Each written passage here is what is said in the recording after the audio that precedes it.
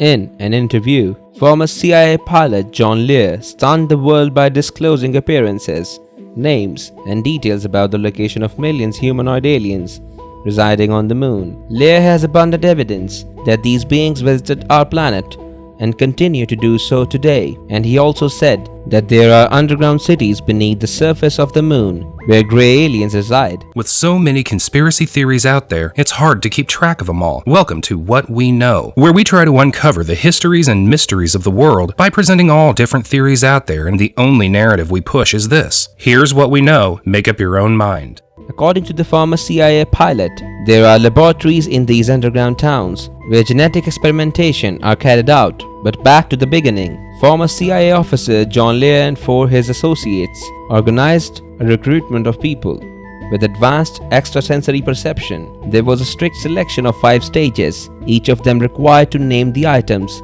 that was hidden in the box. Out of 2,800 people, only 2 managed to do it. There is no need to rely on luck here, since the objects were very specific: a pyramid of malachite, a dog figurine, a feather of a bird of paradise, a handful of pumpkin seeds, and a tuft of coyote wool. Agree, it is impossible to guess such a set.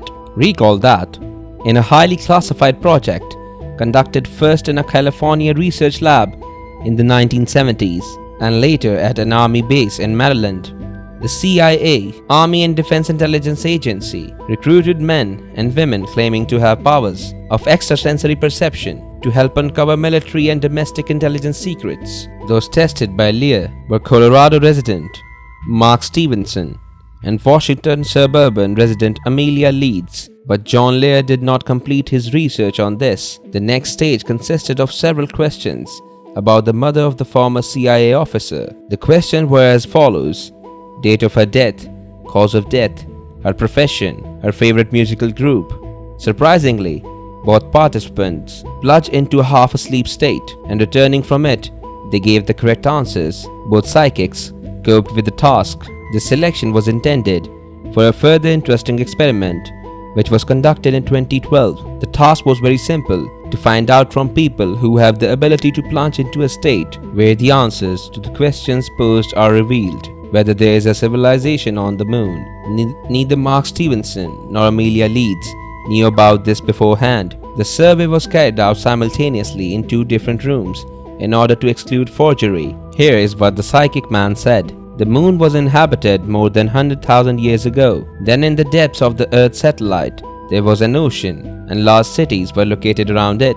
Small creatures lived there. Among them were grey dwarfs, pale thin humanoids, winged miniature creatures, 5 civilizations in all. These creatures cohabit today deep below the surface of the moon. There is much less water there, but for now it is enough.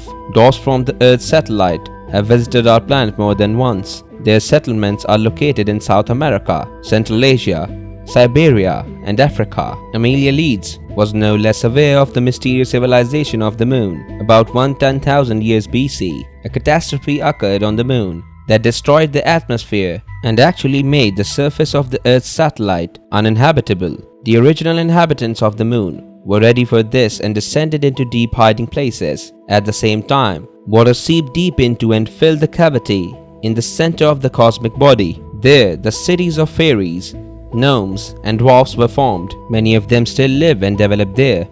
Unfortunately, these small creatures have almost no conditions for high technical leap. The extremely meager variety of substances on the moon does not allow building a large number of spacecraft. However, they managed to create a few and fly to Earth. Now some of them settle in the Earth's cavities on our planet, and some live on the moon. Sometimes you can see how small disc-shaped objects take water with plankton from the ocean to breed similar life in the depths of the moon. In addition to water, the lunar inhabitants are mining metals on Earth. 2 people, not knowing in advance what will be discussed, practically one-to-one describe the existence of civilizations on the moon. John Lear wrote a whole book about it and claims that the whole experiment from beginning to end was real. As for the fate of psychics, Mark Stevenson died of illness in 2009, but Amelia Leeds opened her school in South Korea where she trains Asian geeks to connect to information flows which in her opinion psychics use. John Lear began his creative biography in the 1980s and 1990s when he began to speak publicly and disclose confidential information, and here is one of his statements. In 1953, an alien ship crashed and there was an alien on it, which we called EBE-3, and who then helped the US government build a spaceship using alien technology. In 1962, we had vehicles that could not travel faster than the speed of light, like the alien vehicles, but were fast enough to reach the moon in 60 minutes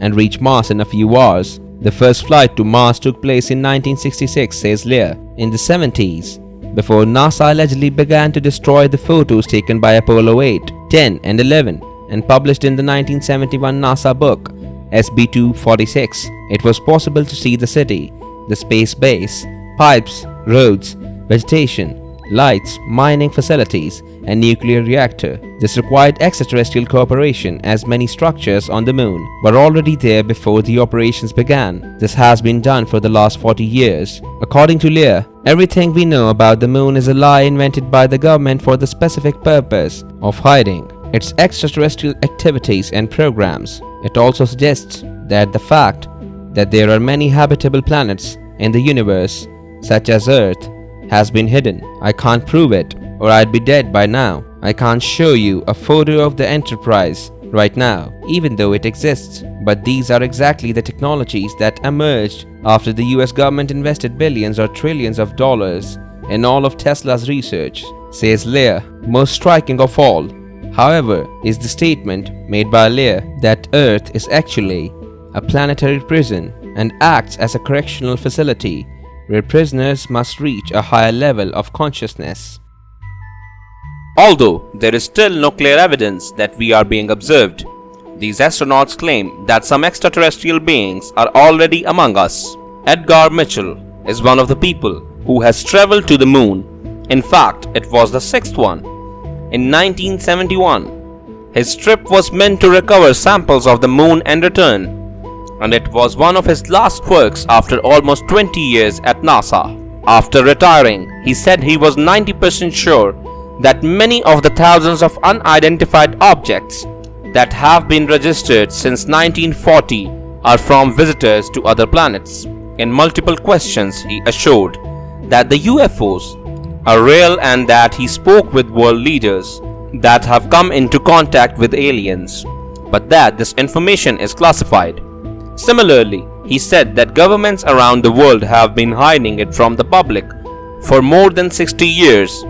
However, the man states with certainty that the Roswell incident, in which an object of the United States Armed Forces crashed on a ranch in New Mexico, which was believed to have been the landing of an alien, was an encounter with the aliens, and that the US government hid it for decades, although it has constantly been shown that the material that fell from the sky was made by humans. Also, the man claims that the aliens stopped some nuclear bombs during the Cold War, and that they have been in contact with the Vatican to help humanity.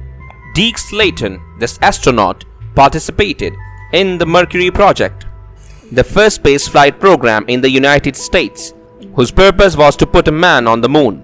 He later served as operations director of the NASA flight team. However, before all that, in 1951 he thought he saw an alien spacecraft. It looked like a saucer at a 45-degree angle. Soon it started and take off, and I could not see it anymore.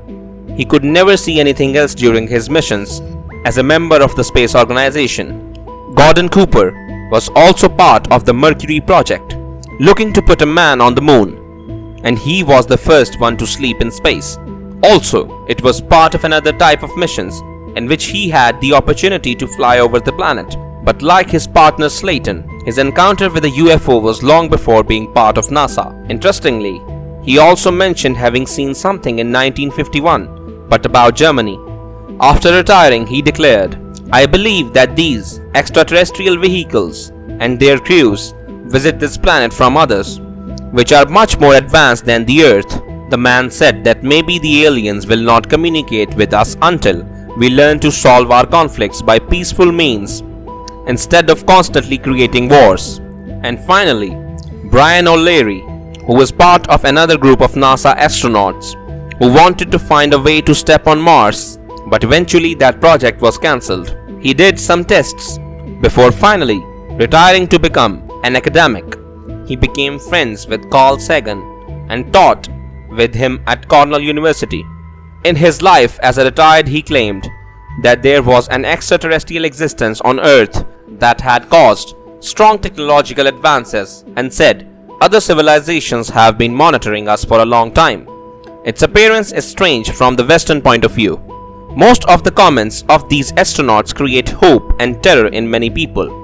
Are you one of those who are passionate or terrified? If you enjoy this video and want to see more like it, please consider subscribing to us and hitting the like button. Feel free to write a comment below and suggest which theory you want to see next. If you'd like to further support this channel, please consider joining. Our membership link will be found in the description box below. We appreciate your support, and as always, thanks for watching.